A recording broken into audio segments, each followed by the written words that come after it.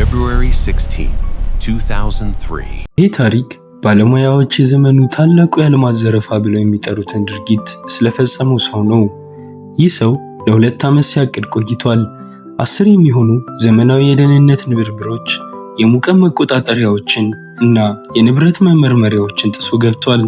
thick concrete walls, steel doors, and layers of sensors lies a vault designed to be unbeatable. ከ100 ሚሊዮን ዶላር በላይ የሚያወጣ አልማዝና ወርቅ ዘርፎ አምልጧል። ነገር ግን ይሄ ሁሉ የተሳካ የዘረፋ ታሪክ በአንድ ሳንድዊች ምክንያት ሊከሽፍ ቻለ። ሊዮናርዶ ይባላል። ለዓለም ራሱን የ49 ዓመት ጣሊያናዊ የአልማዝ ነጋዴ አድርጎ ነበር ያስተዋወቀው። ነገር ግን በእውነቱ እሱ አንቶ የተባለ ሌባና አጭበርባሪ ነበር።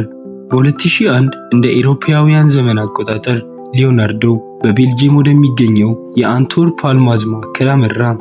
ይህ ቦታ በዓለም ላይ እጅግ ጥብቅ ጥበቃ የሚደረግለት የአልማዝ ማከማቻ ነው። ሊዮናርዶ እዚያው ህንፃ ውስጥ አንድ ትንሽ ቢሮ ተከራይቶ ህጋዊ ነጋዴ መስሎ መስራት ጀመረ። አንድ ቀን አንድ ማንነቱን የማያውቀው ሰው መጥቶ ይህንን ካዝና መዝረፍ ይቻላል ብሎ ያለውን ሁሉንም ሁኔታ እንዲያጠና ለሊዮናርዶ 100,000 ዩሮ ከፈለው። ሊዮናርዶ ለ2 ዓመት ያህል በስክሪፕቶ ውስጥ በተደበቀች ካሜራ የህንፃውን እያንዳንዱን እንቅስቃሴ በሚስጥር ይቀዳ ነበር። የጥበቃ ሰራተኞቹን የፈረቃ ሰዓት፣ የካዝናውን ኮድ እና የደህንነት መቆጣጠሪያዎች አይነት ለ2 ዓመት ያህል አጠና። ቀደም ሲል ይህንን ካዝና መዝረፍ እንደሚቻልና እንደማይቻል እንዲያጠና ለነገረው ሰውዬ ይህን ካዝና መዝረፍ በፍጹም ማይቻል ነገር እንደሆነ፣ ደህንነቱ በጣም ጥብቅ እንደሆነ ነገረው። ከዛም እያንዳንዱን በስክሪፕቶ ደብቆ በካሜራ ያነሳውን መረጃ ሰጠው። ያለውን ነገር እንዲያጣራ የነገረው ሰውዬ የተደራጀ ዘረፋ ቡድን ነበረው።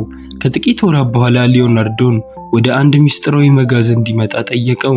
እሱም ጥያቄውን በመቀበል ሄደ። እዚያም ሲሄድ የዘረፋ ቡድኑ ሊዮናርዶ በካሜራ የቀረጻቸውን ምስሎች ተጠቅመው በባንኩ ውስጥ የሚገኘውን ተመሳሳይ ካዝና ሰርተው ጠበቁት። የዘረፋ ቡድኑ ለረጅም ጊዜያት ካዝናውን እንዴት መክፈት እንደሚችሉ ደጋግሞ ተለማመዱ።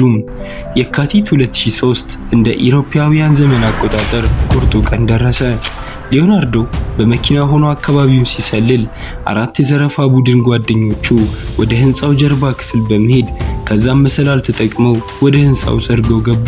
የሙቀት መቆጣጠሪያዎቹ እንዲሁም ካሜራዎቹ እንዳያዩዋቸው የፀጉር ስፕሬይ ተጠቀሙ። ማግኔቲክ የሆኑት ማንቂያ አላርሞቹንም በያዟቸው ዘመናዊ ቴክኖሎጂዎች ምንም ማስጠንቀቂያ እንዳይሰጡ አደረጓቸው። Inside it, diamonds worth over $100 million. By sunrise, they will be gone. No alarms will sound. No guards will be harmed. በመጨረሻም 109 የሚሆኑ የደህንነት ሳጥኖችን ሰብረው ከ100 ሚሊዮን ዶላር በላይ የሚያወጣ ንብረት በሻንጣቸው ሞሉና ሲጨርሱ ሊዮናርዶ ውጪ እየጠበቃቸው ነበር። ከዛም አመለጡ። ዘረፋው ተጠናቆ ሊዮናርዶ ቤት ተሰብስበው በደስታ መጨፈር ጀመሩ። ወይን እየጠጡ እንዲሁም ሳንድዊች እየበሉ የማይቻለውን አደረግን ብለው ተደሰቱ።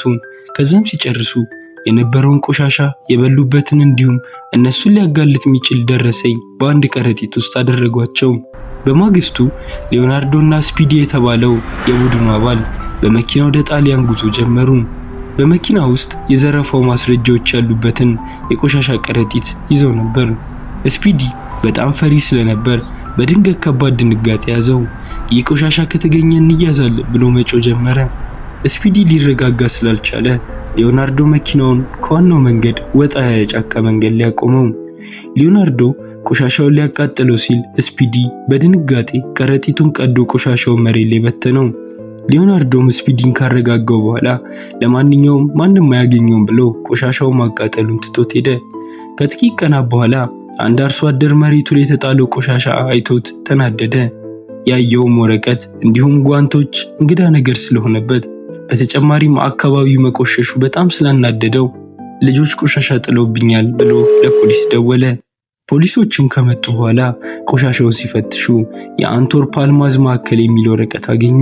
እንዲሁም ባንኩን ሲሰርቁ የተጠቀሙባቸው ጓንቶችም ነበሩ። ወዲያውም ምርመራ ተጀመረ። በቆሻሻው ውስጥ ሊዮናርዶ ግማሹን በልቶ የጣለው ሳንድዊች ተገኘ። የፎረንሲኩ ባለሙያዎችም ከሳንድዊቹ የዲኤንኤ ናሙና ወሰዱ። ውጤቱም ከሊዮናርዶ ዴኒ ጋር አንድ አይነት ሆነ። ሊዮናርዶ የተከራየው መኪና ሊመልስ ወደ ቤልጂየም ሲመለስ የደህንነት ጥበቃዎች አውቀውት ለፖሊስ ደወሉ። ሊዮናርዶ እጅ ከፍንጅ ተያዘ። የሚገርመው ግን ሊዮናርዶ ለጓደኞቹ እጅግ ታማኝ በመሆኑ አብሮት የነበሩትን ጓደኞቹን አሳልፎ አልሰጠም። በዚህ ምክንያት ፖሊሶች የተዘረፈውን አልማዝና ገንዘቦቹን ሊያገኙት አልቻሉም። ከዚያም ሊዮናርዶ የ10 ዓመት እስራት ተፈረደበት። ዛሬ ሊዮናርዶ ከእስር ወጥቷል። ነገር ግን የ100 ሚሊዮን ዶላር የት እንደደረሰ እስካሁን ድረስ በሚስጥር እንደተያዘ ነው።